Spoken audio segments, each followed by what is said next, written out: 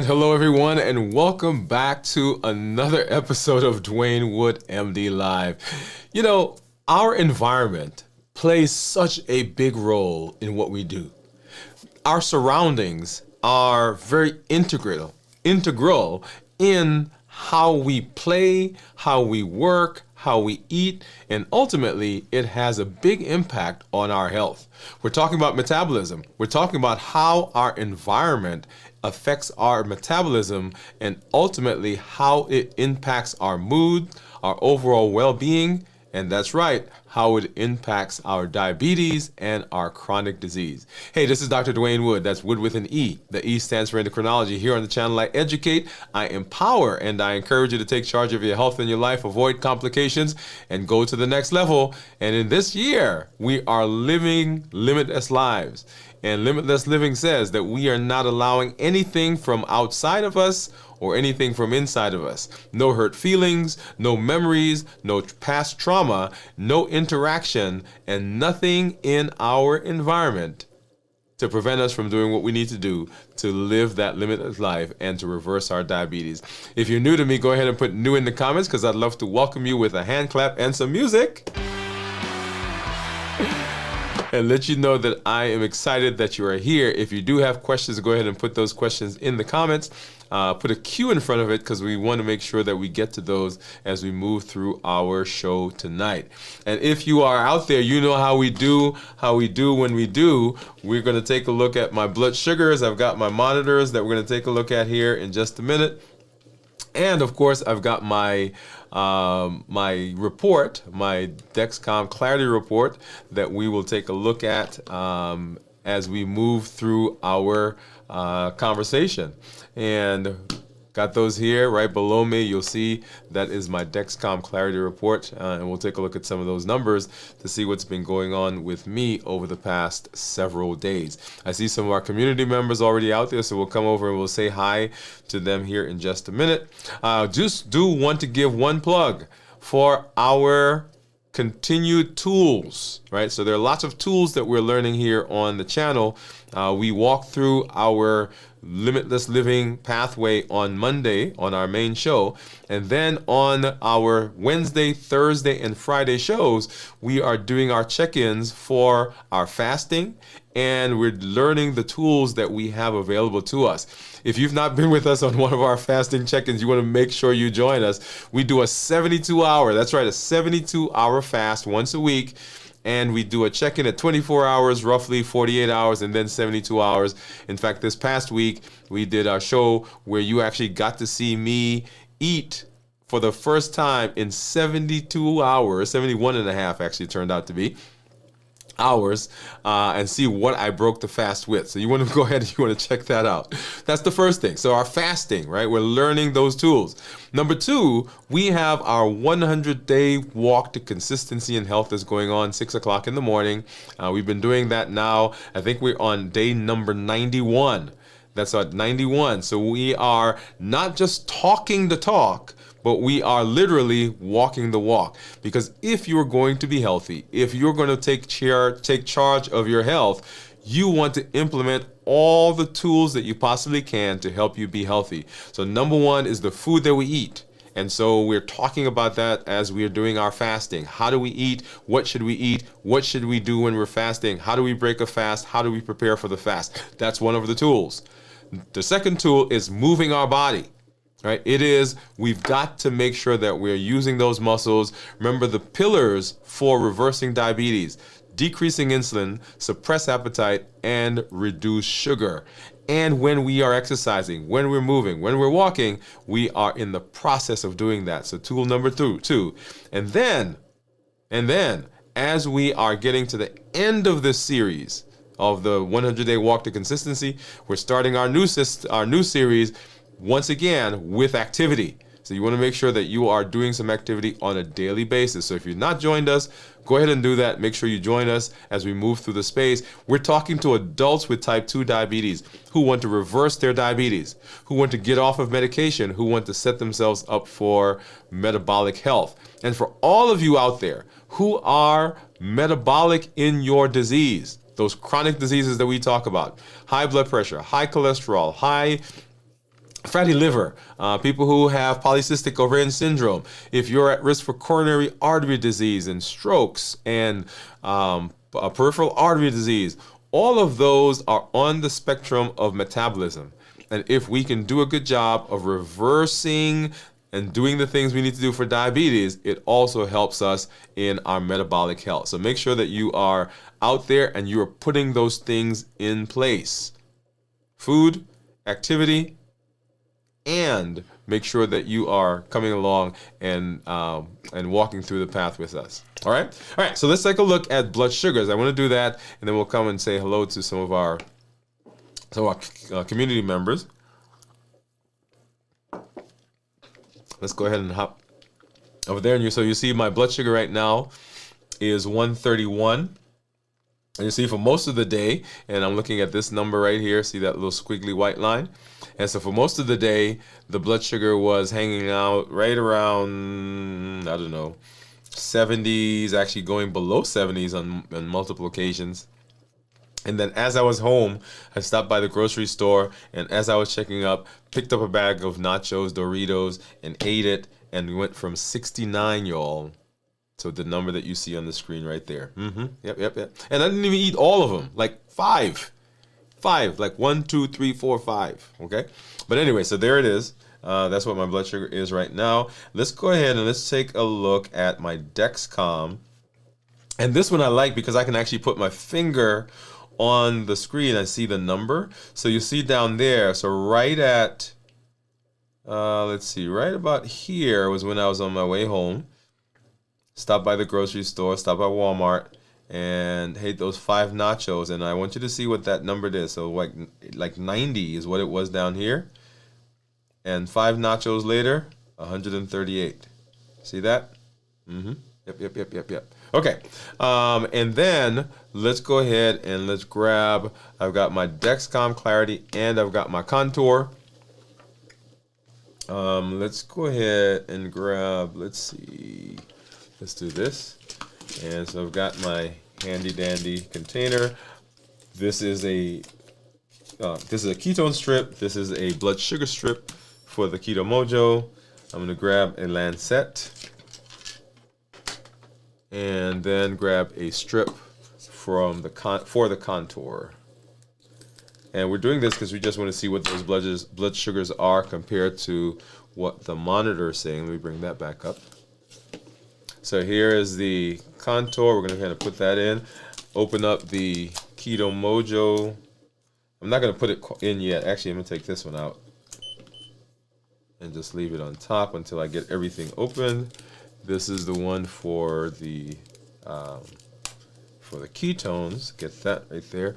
Actually, you know something, guys? I need to do something here really quickly because our folks over on Instagram are probably not seeing us right now. So hold on a minute. Okay, yes. And hello, everybody on Instagram. Welcome. DWMD Live. And so we'll take a look at my meters here in just a minute. Give me just a second to do one thing for our folks over here. And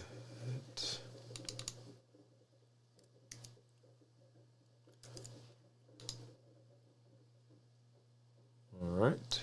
And let's see.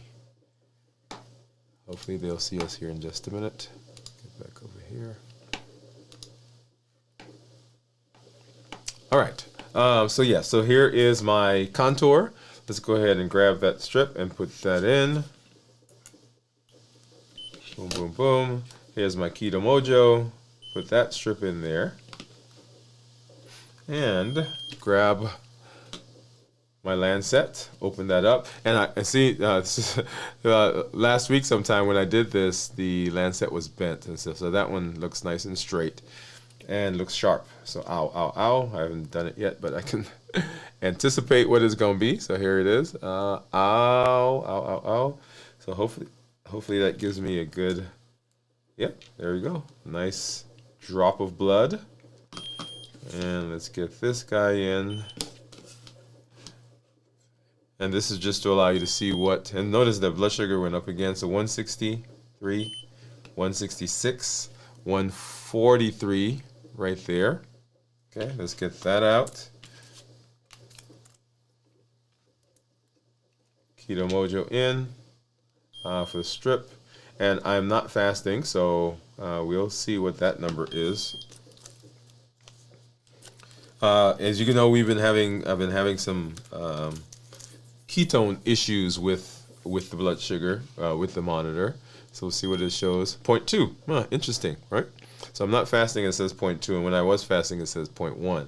All right, so that's what we've got there. And then let's hop over, and I do want to show you, and we've been looking at my weight over the last several episodes, 187.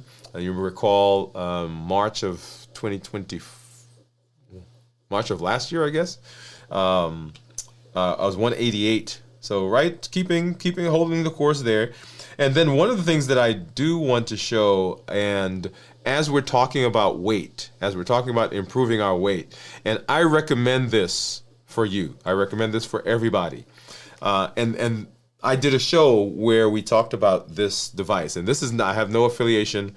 This is Fit Index, FITINDX. If you go on the channel, we did a show on this, and this is the weight, the scale that I use. I use this scale. This is the scale that my wife uses in her program for weight management.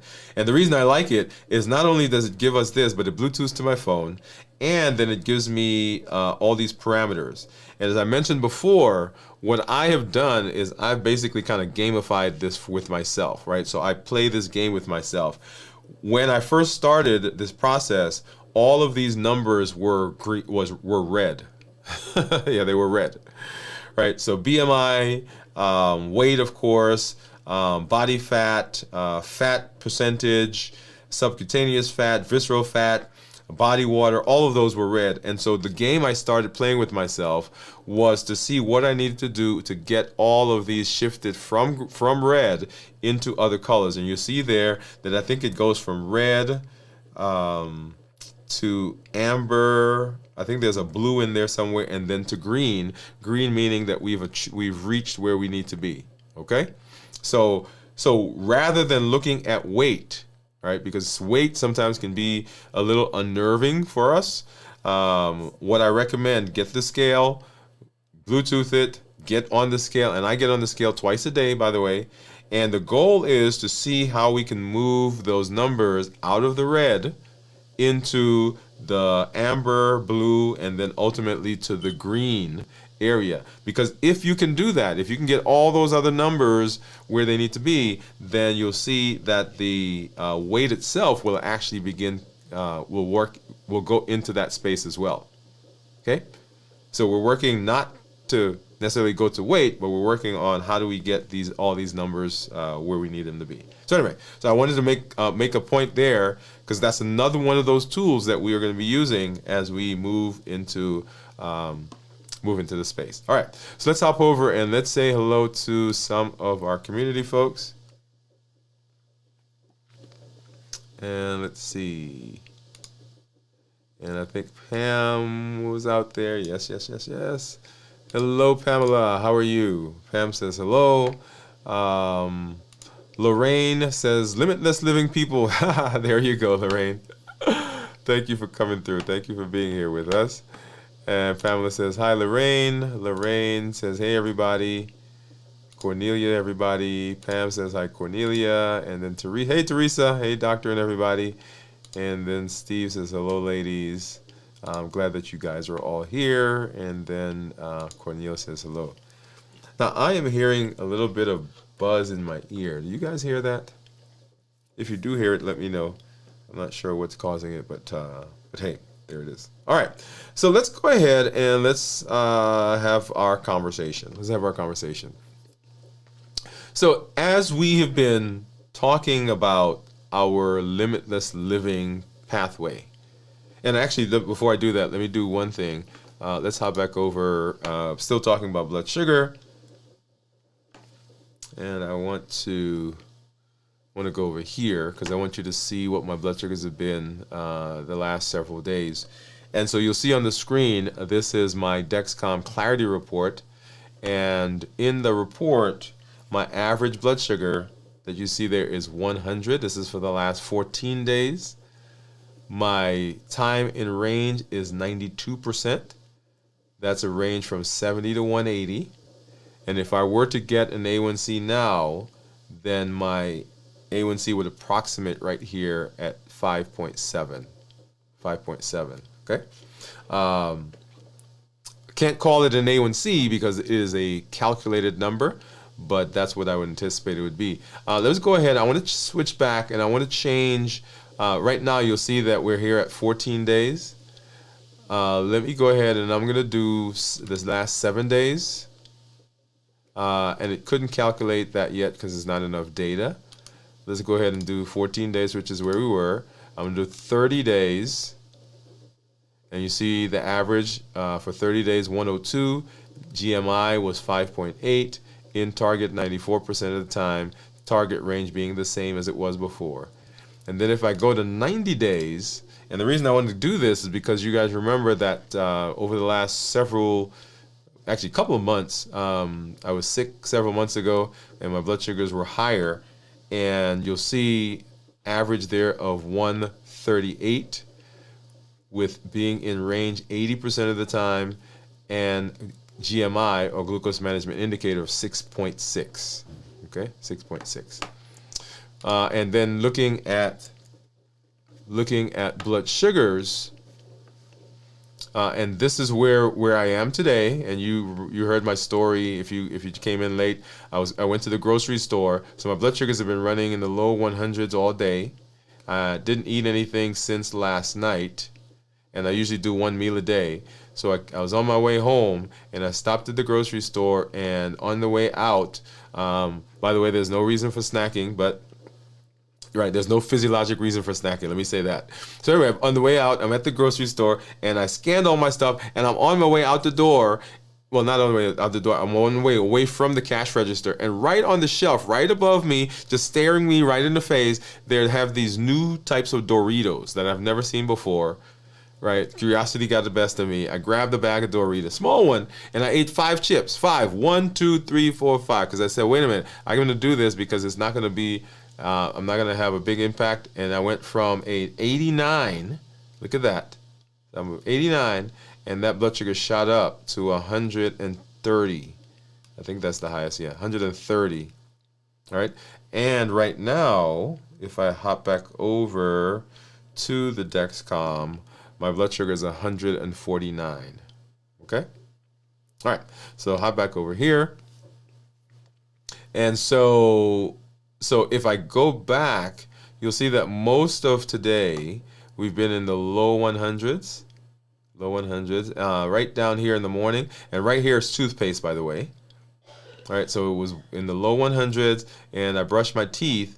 And there's sugar in the toothpaste, and look at that spike up to about 128. I think 129 is how the highest it went. Going back into yesterday, right? So last night at midnight, 101, and then for most of yesterday, last evening we were in the low 100s, spiked up to 135, 136, 137. So this was my one meal. Right here, one meal a day.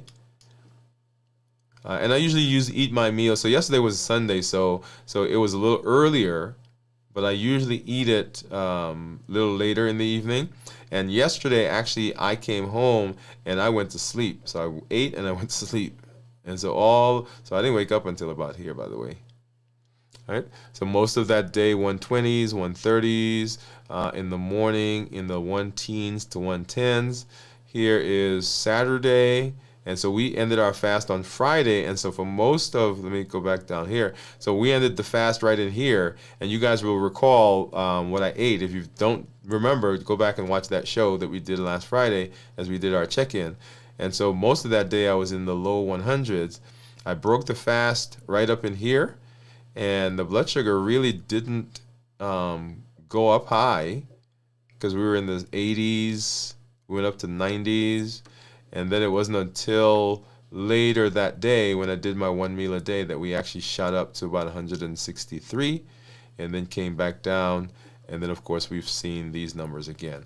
So my point in going through, and I want to go through that because as we are talking about metabolism, as we're talking about writing diabetes, I want you to see what's happening to my blood sugar as I eat different things and as different things interact with me so that you can begin getting an idea of what can happen when we are healing, when we're working, when we are improving our metabolism. Okay? So this is real data that you're looking at, right? As from someone who is a diabetic. So you get to see the things that I'm doing, the things that I'm eating, the things that can happen when we are using the tools. And that's the whole idea, that we are providing space so that we all walk through this process together. So this is not me sitting here telling you to do something, but you actually get to see me live this in real time. Right? You get to see all the stuff that happens to my blood sugar as I'm going through my day, just like you go through your days. All right. So now let's go ahead and let's hop into our conversation. And this is, I've been doing on my show, well, I shouldn't say my show, on the walking that we've been doing, the series that we've been doing in the morning. One of the things, I get to the end of the discussion and I always say, oh, this is one of my favorite discussions. I think it's a thing now. It's one of my favorite. The series that we're working on right now, this mini-series. And remember, we've been walking through this mini-series. We've done 5 of the domains. And the domains that we're talking about are the domains of our health. We did our limitless living inventory, which is a way of us evaluating the things around us, the things in our lives, to see which areas do we need to address so that we can now do something about it. Because our limitless living platform, our limitless living journey says that anything that is preventing us from being healthy, anything that is inhibiting us from doing the things we need to do to be healthy, to reverse our diabetes, to get off medication, to improve our weight, to lower our blood pressure, to lower our cholesterol, to deal with our fatty liver, anything that is not in the way it should be, we have to address it. That's essentially, if I would summarize limitless living, that's what it says. That says that if you are having a relationship that's causing you stress, and after you interact with that person, you find yourself sitting at the table or sitting down at the store eating ice cream and drinking juice and eating bonbons and cookies and candies and cake, then we've got to deal with that relationship. If you don't like your job, which we'll come to in one of our other episodes, if you don't like your job and every time you leave the job, you are so stressed that you don't have energy anymore to go exercise, to improve your blood sugars, so that you can lose weight, so that you can get off of medication, then we've got to deal with the fact that we don't like the job. If you have a memory of something that happened with you before, some trauma that's in your past, some hurt feelings, some anxiety, some depression, and that is what's causing me to not be able to live the life I want, then I've got to address that. That's what limitless living says. And so the limitless living inventory allows us, or gave us a mechanism that we could now go and look at the domains of our health and say, okay, what domains do we need to address? And we've already talked about the physical domain, which dealt with our body, how we treat our body. We've dealt with our emotional health or domain, right? Remember, the body takes us through our life. The emotions are the result of the meaning that we give to things that happen to us. When someone says something, those words have no meaning, no impact on us until we assign meaning to it. And we assign meaning that gives us a feeling. That feeling leads to an emotion, emotional health.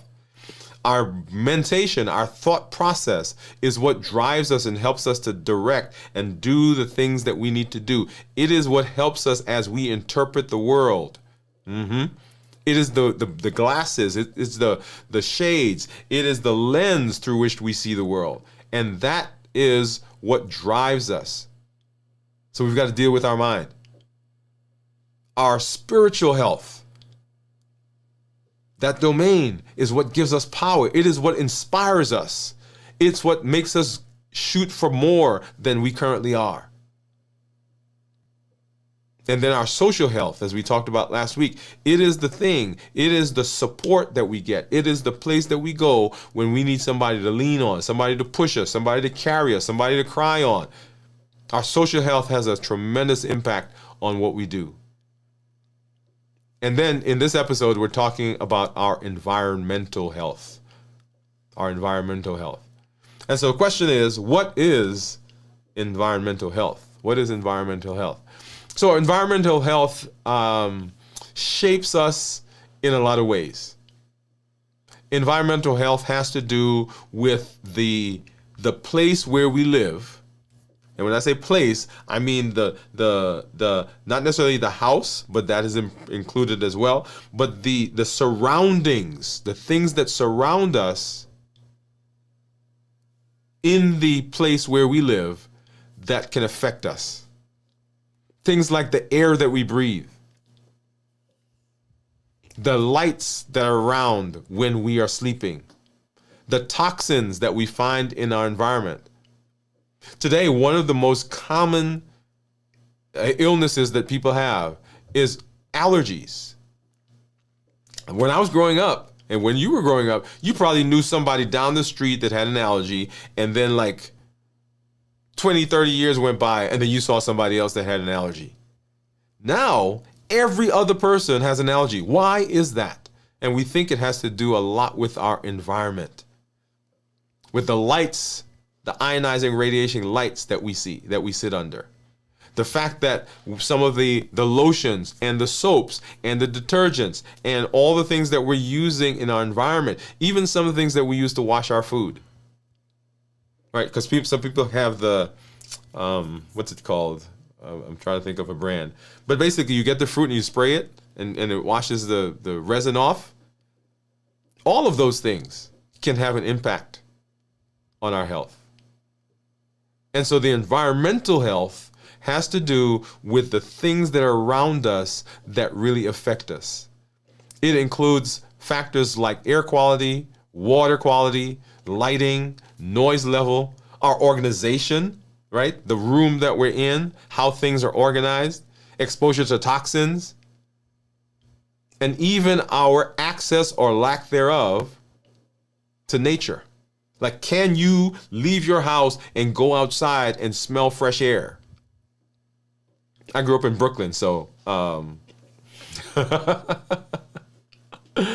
right? So that's why they give us the air quality, right? So if you look on your phone, if you have one of those apps, or if you go on the internet, you can find those, right? Because they're talking about the air quality in the city that you live in. Why do you think they give us that? Because we've realized that all of that has an impact on how we live. So while food itself isn't typically categorized under environmental health, the food environment, though, how safe the food is, how clean the food is, how accessible the food is, that all plays a role in how we eat. It plays a role in our environment. We talk about food deserts, right? All the places where people are living where they don't have ready access to fresh fruits and vegetables. All of these elements that I just mentioned, and that's just a small part of them, all of the things I just mentioned put together can affect our energy level. It can affect our metabolism. It can affect our metabolic function. It can affect our hormones. It can affect our insulin. It can affect our weight. So when we're talking about environmental health, it's not just, man, is my room clean? It has a profound impact on our health going long term. And we'll talk a little bit about that here in just a minute. But before we dive in, I want you to take a moment to think. What's one thing about your current space that you love? Drop that in the comments. Right? Drop that in the comments. What's one thing about your space, your current space, and I'm talking about the physical space where you are, that you love? So let's talk a little bit about the science of environmental health. Science of environmental health. Let's just jump a little deeper into that. So, and I mentioned several things. So let's go through some of those that we just talked about. So air quality. Air quality. So clean air is essential for optimal cellular function. When your body, and we did a show, probably a couple of months ago now, where we talked about how the body worked. And one of the points that I made was that anytime anything in the body is compromised, any system in the body is compromised, then the body begins to die. Which is why if you look at almost any metabolic disease, in fact, if you look at many, if you take the pathology, Robbins is the book that we use in medical school. If you take the Robbins pathology book and you open the book and you start going to different disease processes, if you read through that disease process, you know some of the very top things you're going to find: dry skin, dry hair, dry nails, fatigue, shortness of breath, maybe ulcers, maybe loss of menstrual cycles, maybe decreased sperm. You know why those things are in all of those disease processes? Because those areas that I just talked about are the very first parts of your body that begin to die. Because the skin starts to slough off, the hair breaks, the nails get brittle. Why do you think that is so common to every single disease? Because anytime anything is compromised, then the body begins to die. And the primary, aside from metabolism, aside from food, because metabolism, remember, is how the body takes food and converts it into energy. Aside from that, the other primary thing that your body needs is oxygen. Clean air. And so if the body is trying to do its thing and the air that it's getting is not what it needs to be, then that is a compromised system, and that leads to death. And the things that we see: dry skin, dry hair, dry nails, fatigue, shortness of breath, right? All those chronic things that people talk about, maybe it's an air issue. So when you breathe in polluted air, laden with dust, chemicals, volatile organic compounds, those are the things that, sometimes we spray. We got the aerosols, and we've got the air fresheners and all of that. Then your body mounts an inflammatory response. You know what inflammation means? Inflammation means that anytime the body sees something that comes in that is foreign, it wants to attack it. That's why when you get a cut, automatically the body starts to send cells to that area. So that area, that cut, starts to weep, right? So there's fluid that's coming out. You know why fluid is coming out? Because there's a cut and the body's sending agents. It's sending cells to that area. Then it becomes puffy, becomes red. That's called inflammation. That's the body's process of trying to fix, trying to repair, trying to kill germs that may be coming in. It's an inflammatory response. Just like the cut happens, when the body gets all of these toxins that are inhaled from the polluted air, it mounts an inflammatory response. Now, you can't see it like on your skin, but the same thing is happening on the inside. So your airways become puffy. And when that happens, imagine you have all these alveoli, which is what they're called, and they're supposed to be exchanging air, right? In and out. Well, if they're swollen, the air can't get through the wall, and you become short of breath. Chronic inflammation impairs insulin sensitivity. We've said over and over and over that part of diabetes is inflammatory. It is an immune response. It is an inflammatory process. So we've told everybody it's what you're eating, it's what you're eating, it's what you're eating. It's a big part of what we eat, yes, but part of it is the inflammation that happens. That insulin sensitivity goes down. So your body doesn't have the ability to regulate your insulin. And you thought it's because you've been eating cookies and candy, when it's an inflammatory process, which is why, so people who have things like rheumatoid arthritis and some of the other inflammatory illnesses, it is very, very important to control those, control the inflammation. Often we control the pain with pain medicine, but we're not doing anything about the underlying problem, which is inflammation. Because that inflammatory process can lead to insulin insensitivity and ultimately lead to metabolic disease, which ultimately leads to diabetes. So that impaired insulin sensitivity has ramifications down the road, right? So research shows that improved ventilation and the use of air purifiers can help lower the harmful pollutants in the air, in your environment. Oxidative stress is the body's way, right? So when your body becomes stressed, when you have the inflammation, your body produces these things called free radicals. It's the thing, you remember, well, you may not remember, but there used to be a commercial for people who had acne, and they used to use something called oxy. It was anything that has that oxy in front of it. The oxy part is oxygen. So bacteria don't like oxygen because it kills them. And so the body has this oxidative process that it goes through, that when there are toxins in it, when toxins come in, the body produces these things called free radicals. And those free radicals go out and they try to kill all the toxins that are out there. The problem with that is the body produces a bunch of toxins or bunch of free radicals, and when they actually deal with the thing that was causing the problem, then those free radicals are just hanging around. They don't know what to do. So what do? They start attacking the body. And that leads to metabolic dysfunction. So air. Noise is the other area, right? Excessive noise, it's more than just a nuisance. Excessive noise is a stressor.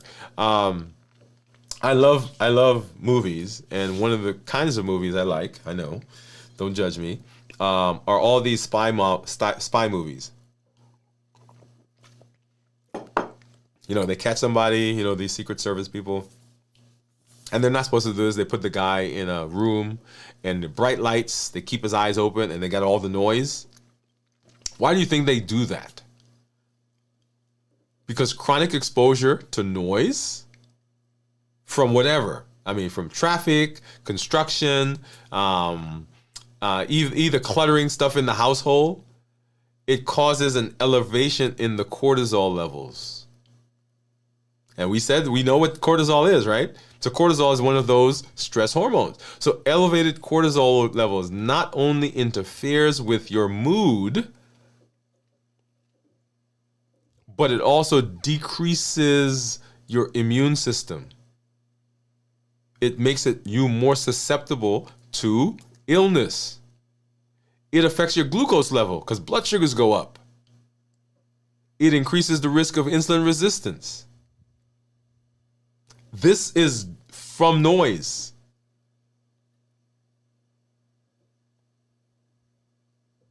Yeah. So all of once again, so let me back up and say something. Chronic disease, as we know it, is a function of metabolism. And we're talking about these chronic illnesses, right, along the spectrum, metabolic spectrum. So it is caused by dysfunctional metabolism, dysregulated metabolism. So all the things that we're talking about are things that will inhibit, will disrupt our metabolism. So air, noise, the pollutants, right? Exposure to toxins. So think about this. Think about this. That some of the products that we use are great because they do something for the skin, right? So they moisturize the skin and so forth. Have you ever tried one of these really thick lotions that you put on and you try to wash it off and you wash it and you wash it and you wash it and you wash it and your hands still feel greasy? Right, so those products are great, quote unquote, for the skin, but they coat the skin so much that sometimes it causes problems in terms of our ability to fight infection. Some of the cleaning agents that we use, building materials, right? So years ago, we all heard about the asbestos that we were using at one point because it was insulation, fireproofing, and so forth. Coming to find out that it caused problems for the lung. But many of the things that we have now, many of the products that we get, the chemicals that we use, can be harmful over time. When they accumulate in the environment, they accumulate in our body. There are some toxins or some of the products that we use that are what are called fat soluble. Fat soluble means like fat. They like fat. So what happens is when we use them, whether we're eating them or we're putting them on our skin, what happens, it goes into the fat cells. It goes into the fat cells and it remains in the fat cells. Now, here's an interesting process. There are times when people are losing weight. They're losing a lot of weight. They're on a weight program. And all of a sudden, they start to develop rashes. They start to develop fatigue. They start to develop weird symptoms. And the question is, where is that coming from? Well, as they are losing weight, remember, weight loss is fat burning. And we do that a lot here when we're doing our fasting, right? So we're saying we want you to get to the point where your body is stop using carbohydrates, stop using glycogen, and is going now to the fat cells and burning the fat cells. So your weight is going down. But as the weight's going down, you remember Captain America? Right, so Captain America, way back when, during the war, he was frozen in ice, right? So he's down in ice, and they take him out and they thaw him out. Now, here's the thing. As the fat cells are being burned, the stuff that was stored in them, those things that are lipophilic, those things start to come out. So they're in there for long term. So the things that we are around, the things that we use, some of the chemicals, those toxins accumulate in our environment, they accumulate in our body, and that can lead to chronic, once again, what's that word? Inflammation. And we've already said that chronic inflammation leads to insulin resistance. It can lead to diabetes. It can lead to obesity, right? It leads to decreased immune system. And that is a risk factor for metabolic disease. We'll talk about some of the things that we can do here in a minute. Screens. Whoa. This stuff that's around me here, right? These screens. In today's digital environment, it isn't just the physical space around us, but it's also the digital surroundings. So constant exposure to screens, constant digital distraction, that can lead to significant impairment in both our mental health and our metabolic well-being. Follow me. So mental health, remember our mental health, the the lens through which we see things is impacted by how we learn. It's impacted by the things that we see. So this continuous barrage of notifications, emails, social media updates, looking at the highlight reels, contributes to stress and anxiety.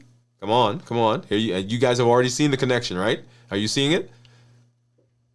This cognitive overload not only disrupts our focus, but also elevates our stress hormones like cortisol. And once those things get disrupted, all the downstream effects that we just talked about happen. There's this thing called digital fatigue, with prolonged screen time leads to digital fatigue, causing eye strain, headaches, mental exhaustion. Right? Notice that this is simply from all the time we spend on the screen. And if we are talking about the domains of health, and let me put that back up. So when you look at this diagram, often we see these as isolated domain. Like over here, we've got the physical domain. Down there, we've got the emotional domain. Over here, we have the social domain. Over here, we have the mental domain. But in actuality, they all overlap. And so that when one is dysfunctional, it impacts, it's almost like a domino effect. And maybe we should instead of doing the wheel, we should do dominoes. Because when one is impacted, it impacts all the others. Remember, what we're trying to do is we are trying to right this wheel. We're trying to deal with all the things on the wheel that we can fix to make the wheel smooth, so that as we're walking through our lives, that it's running smoothly. If there's one thing that is out of kilter, then that wheel is not smooth anymore, right? Our ride through life is impaired. Here's a simple example. You ready? When we deal with, say, digital fatigue, I'll just pick a simple one. When we have digital fatigue, the prolonged fatigue, our mind, we can't process. All right, we're looking at other people and they look great. They've got the body that we want, right? The guy is cut and the girl is in those high heels with the calves just so tight. And we're like, man, I'm not like that. And we start to internalize that. We become what? Depressed. The depression causes us to isolate because we don't look as good as other people. When we start to isolate, right? So now we've gone to our mental health, we've gone to our social health. And what do you think we do when we isolate? You think we're at home exercising? No, we're at home eating bonbons, candies, cookies, cake. We're buffering, which leads to weight gain. The weight gain leads to impaired insulin sensitivity. Insulin sensitivity leads to metabolic disease, prediabetes, and diabetes.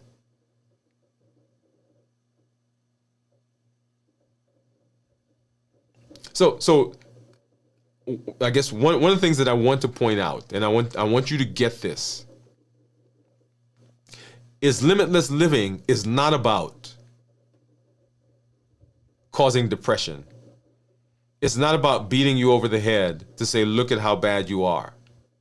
Limitless living isn't about pointing out stuff that you can't change.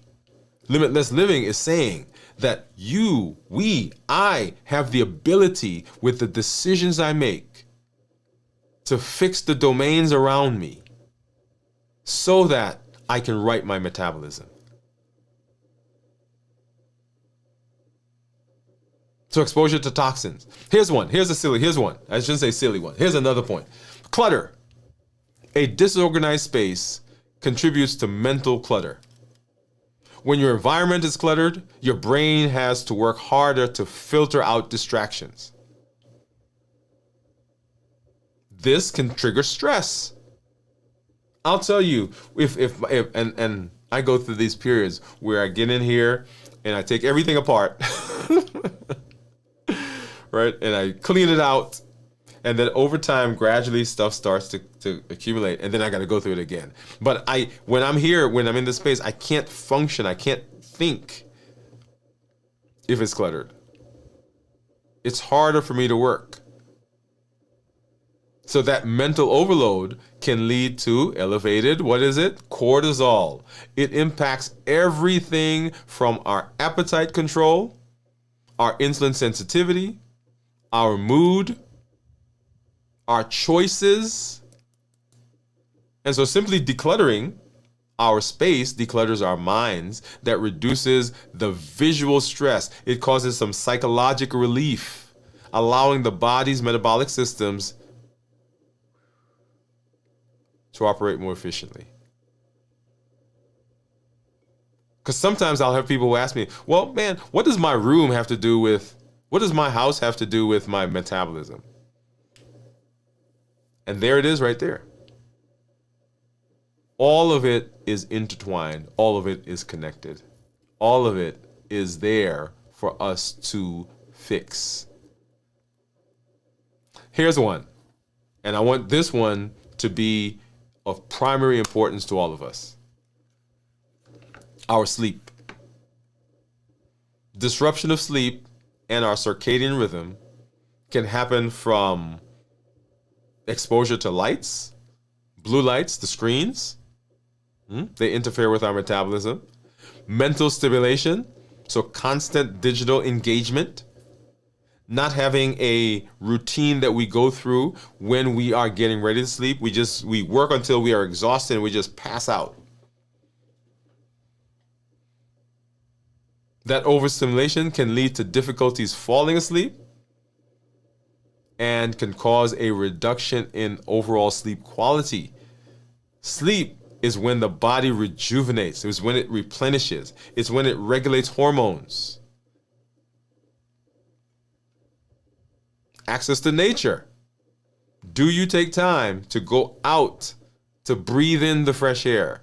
Whether it's, however you do that, are you doing that on a regular basis? Which is why I love the walking series that we're doing in the morning, because I'm out walking, right?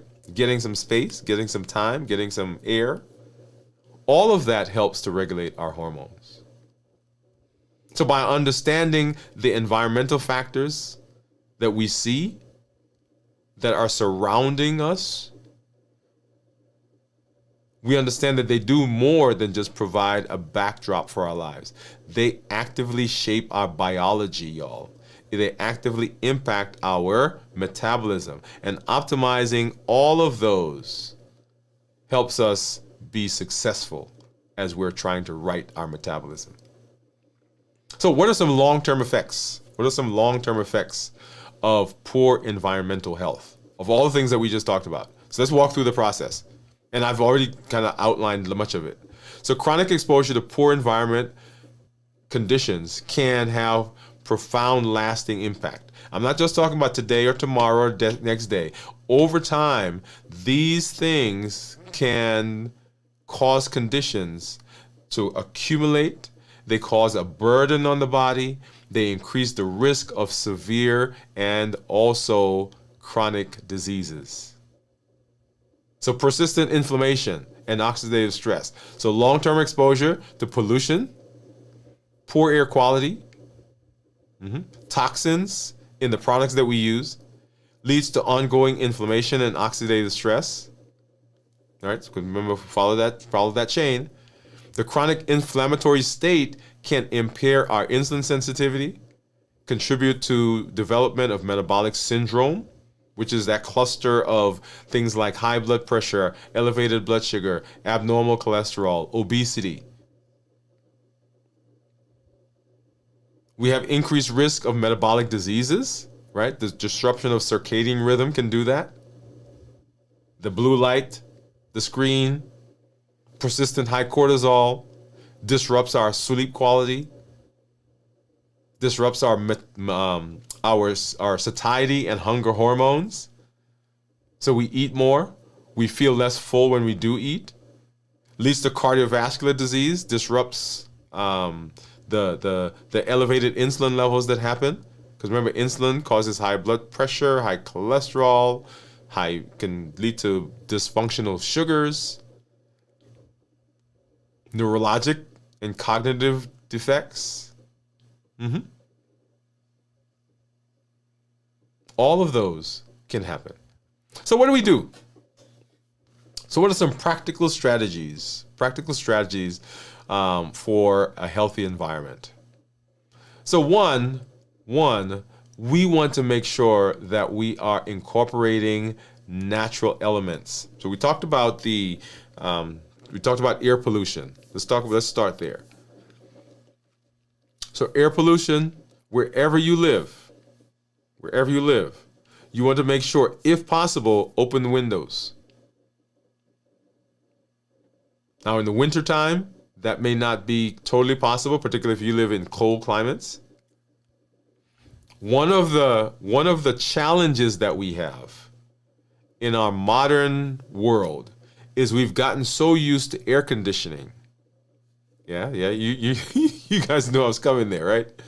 So we've gotten so used to air conditioning that we don't open windows anymore.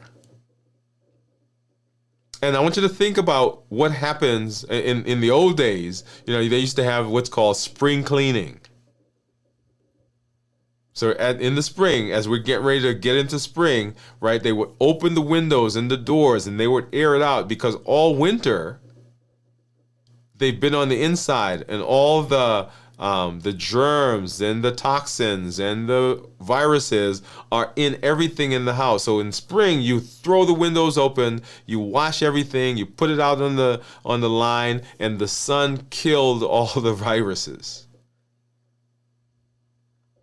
Now we go from winter into spring, the windows never open. We go from spring into summer, the windows never open. We go from summer back into winter, the windows never open. But as much as possible, you want to air your house out. If you want to call it spring cleaning, have at it.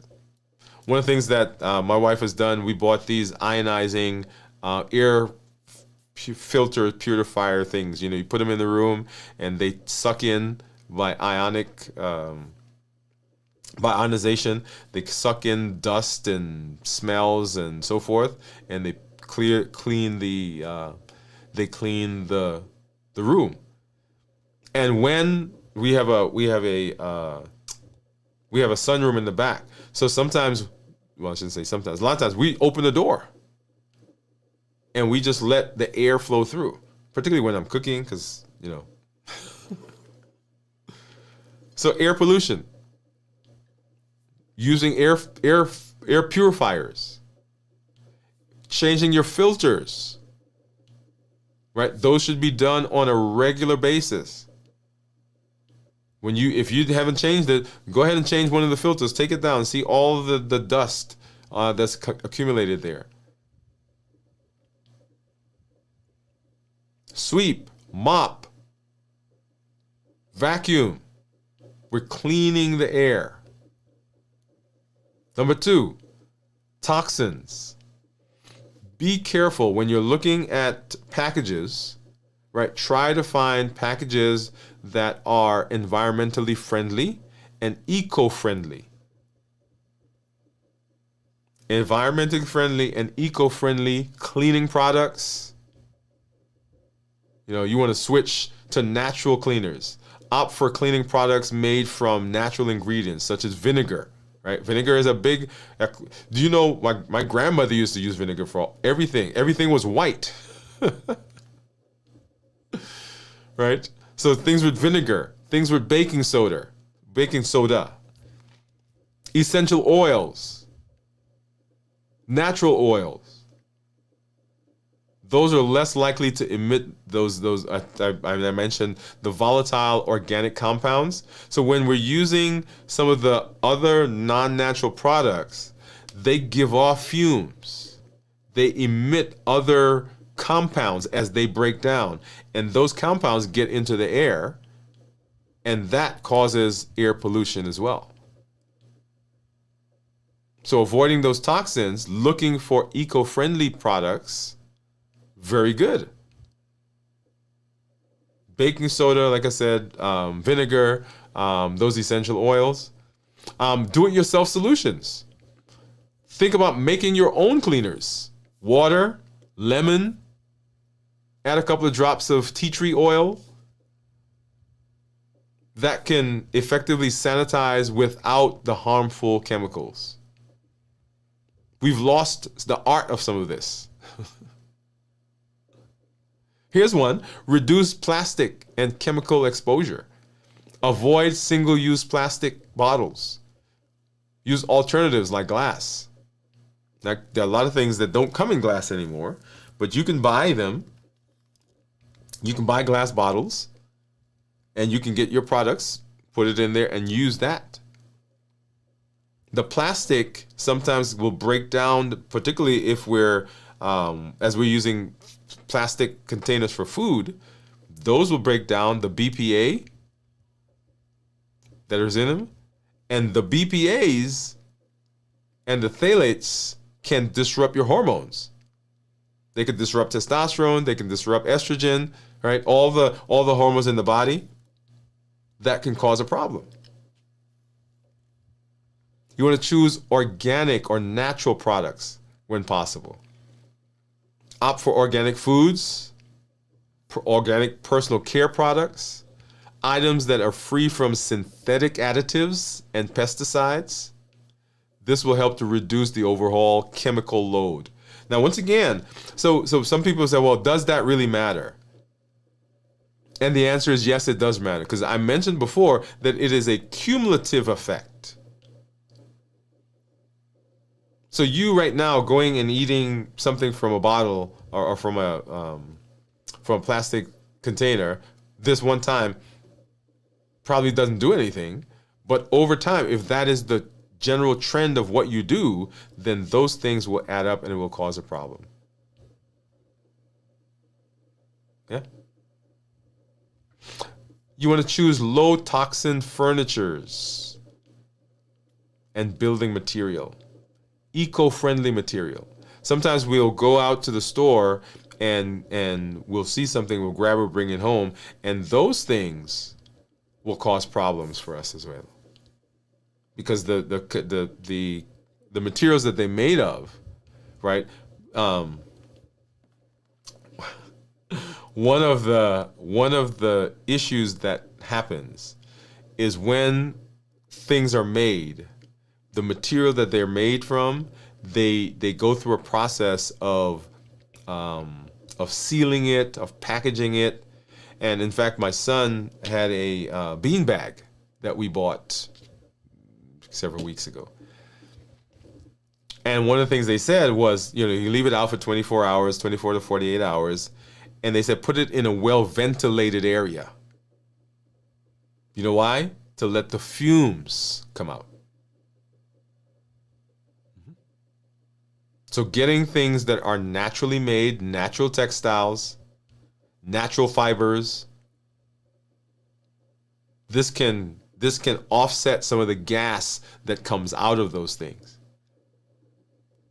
So there's a whole host of things that we can do. But the point of this was not to be an exhaustive discussion on our environment, other than to let us know that our environment plays a tremendous role in our metabolism.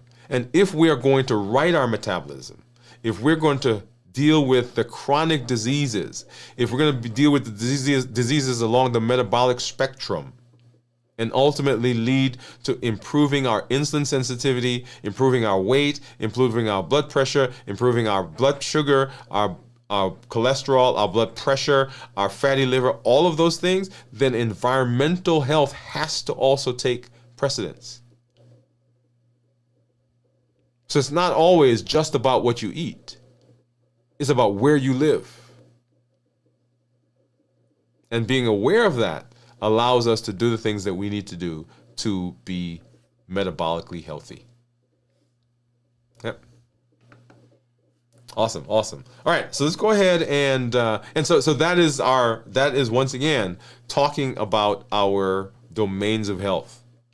So physical, emotional, mental, spiritual, social, and now environmental. All of those are part of the wheel that we need to address in order to be metabolically healthy.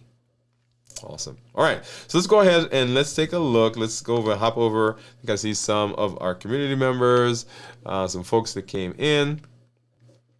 Let's see. Hello, okay, yeah. So Cornelia was saying hello, Pamela, Gian, hi, Doctor and Wood Gang, and Pamela says it's peaceful. Okay. So they're answering about their environment.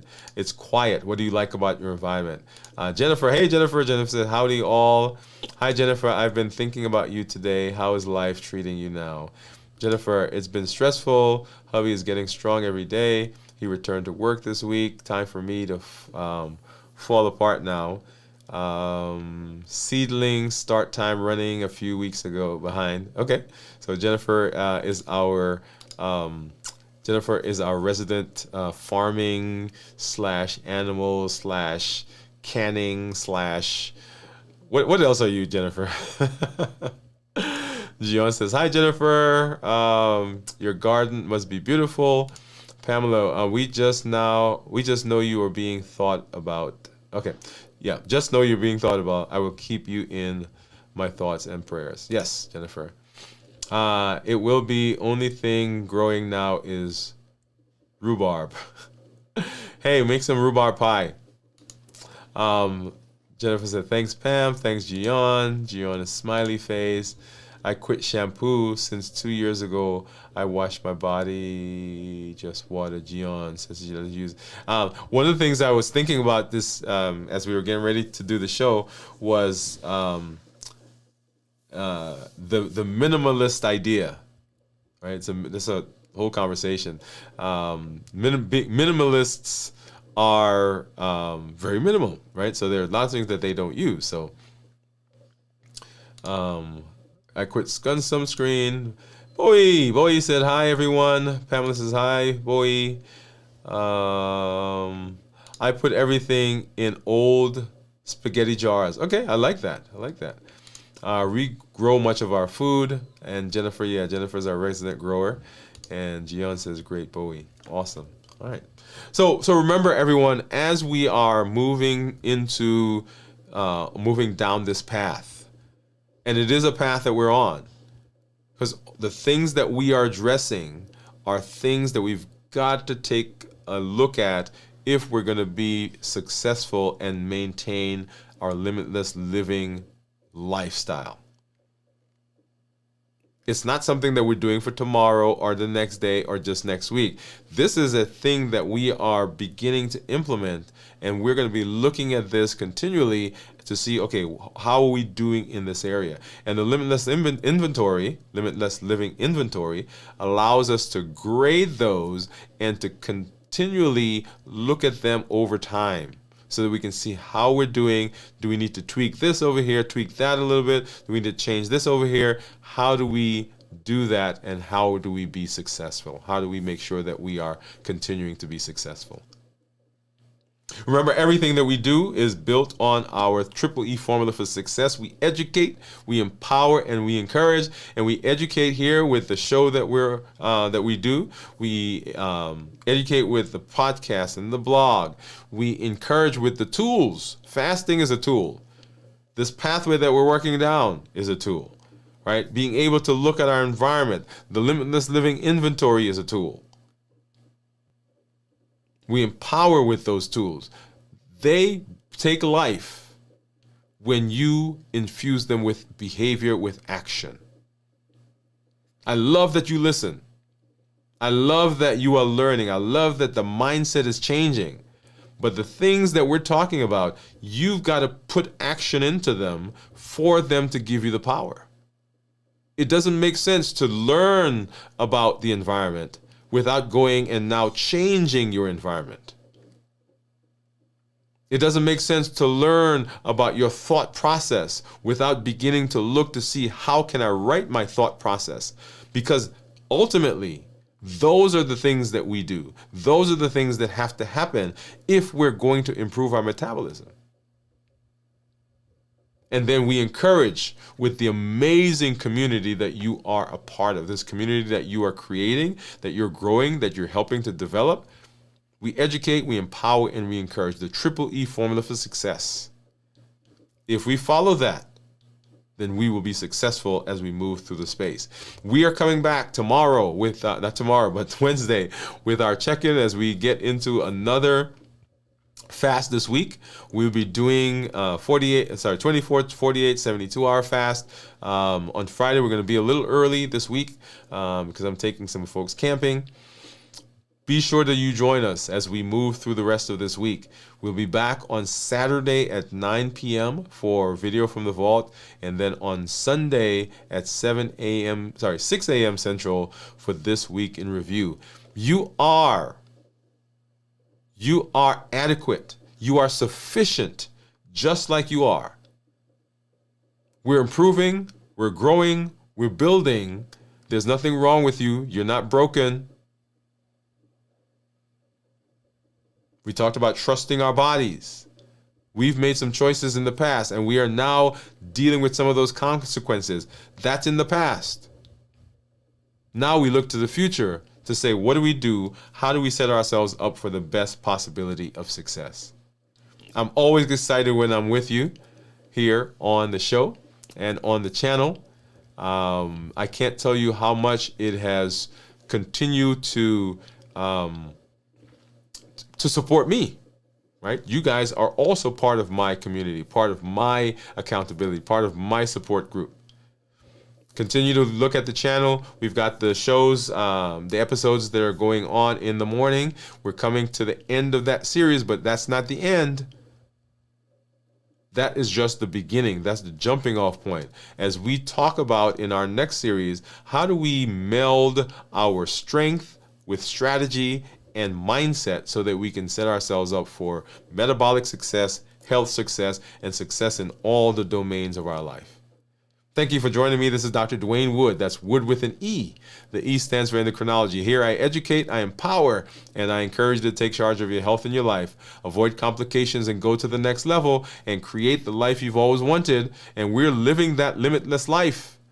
And limitless living says, I'm not allowing anything from inside of me or anything from outside of me to prevent me from doing what I need to do to be successful.